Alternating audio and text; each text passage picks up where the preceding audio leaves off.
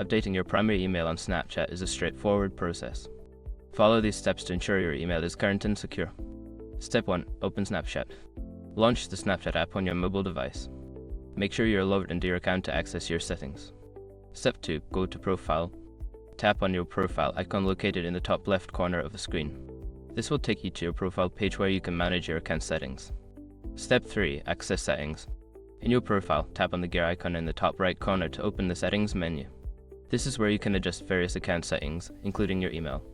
Step 4. Select Email. Scroll down to find the email option in the Settings menu. Tap on it to view your current email address and to input a new one. Step 5. Update Email.